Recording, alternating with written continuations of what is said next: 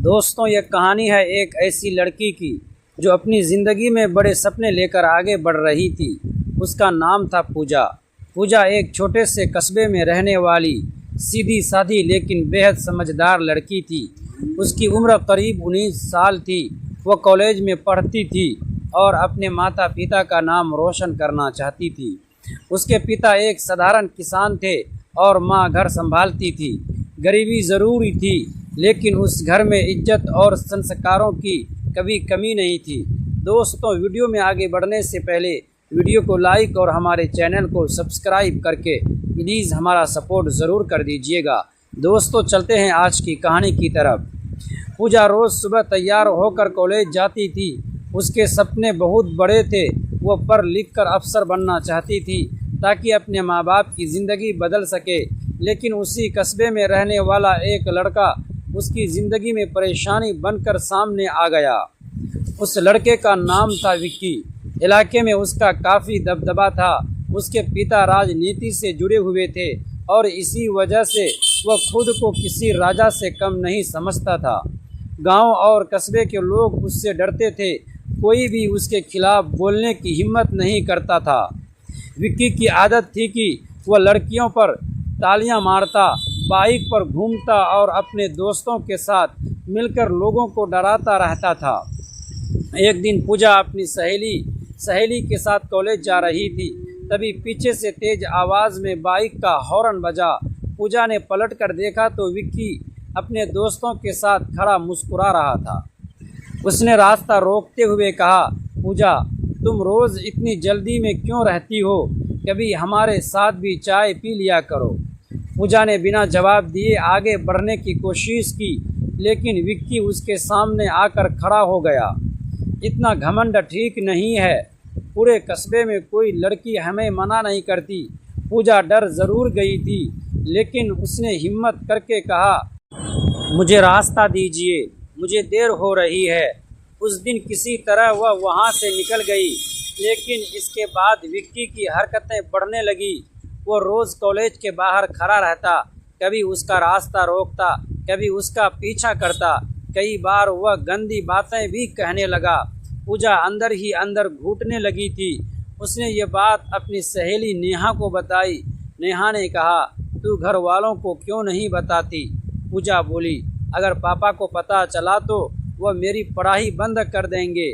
उन्हें डर रहेगा कि लोग क्या कहेंगे। धीरे धीरे विक्की का हौसला और बढ़ता गया। एक दिन उसने पूजा का हाथ पकड़ लिया और बोला, देखो पूजा, मैं सीधी बात करता हूँ। मुझे तुम पसंद हो। अगर तुमने हाँ कर दी तो रानी बनाकर रखूँगा, वरना तुम्हारे लिए इस कस्बे में रहना मुश्किल कर दूँगा। पूजा ने झटके से अपना हाथ छुड़ाया और गुस्से में बोली, प्यार ज़बरदस्ती नहीं होता। मुझे तुमसे कोई रिश्ता नहीं रखना। उस दिन विक्की की आंखों में गुस्सा साफ दिखाई दे रहा था। उसने जाते जाते कहा, आज तक किसी ने विक्की को मना नहीं किया।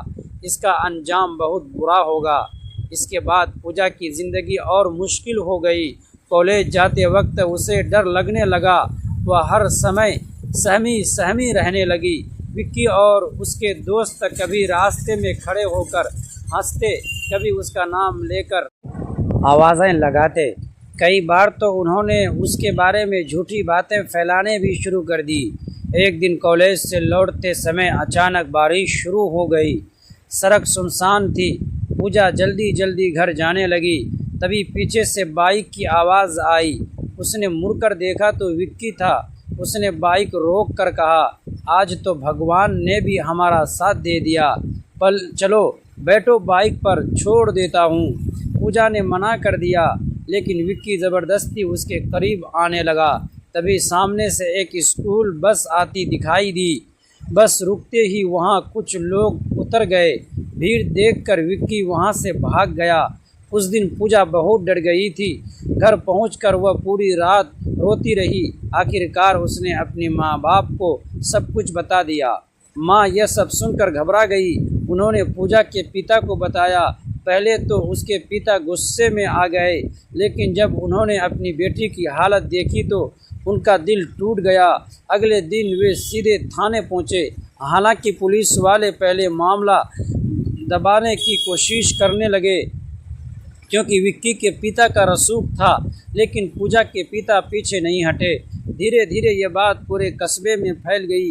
कई और लड़कियां सामने आई जिन्होंने बताया कि विक्की पहले भी उनके साथ बदतमीज़ी कर चुका था। अब मामला बड़ा हो चुका था। एक दिन कॉलेज के बाहर फिर विक्की ने पूजा को रोकने की कोशिश की, लेकिन इस बार वहां पहले से पुलिस मौजूद थी। पुलिस ने उसे पकड़ लिया। जाते जाते भी वो चिल्ला रहा था, तुम लोग मेरा कुछ नहीं बिगाड़ सकते। लेकिन इस बार मामला अलग था। कस्बे की लड़कियां एकजुट हो चुकी थी। लोगों ने खुलकर उसके खिलाफ बयान दिए। आखिरकार कानून ने अपना काम किया और विक्की को जेल भेज दिया गया। उस घटना के बाद पूजा ने अपनी पढ़ाई फिर से शुरू की। अब उसके अंदर डर नहीं था। उसने समझ लिया था कि गलत के खिलाफ आवाज़ उठाना ज़रूरी होता है। अगर वह चुप रहती तो शायद विक्की की हिम्मत और बढ़ जाती। समय बीतता गया और पूजा ने अपनी मेहनत से वो मकाम हासिल किया जिसका उसने सपना देखा था। लेकिन उसकी ज़िंदगी की ये घटना उसे हमेशा याद दिलाती रही कि डर कर चुप रहने से गलत लोग और ताकतवर हो जाते हैं। दोस्तों, ऐसे ही कहानी सुनने के लिए प्लीज़ हमारे चैनल को सब्सक्राइब ज़रूर कीजिएगा।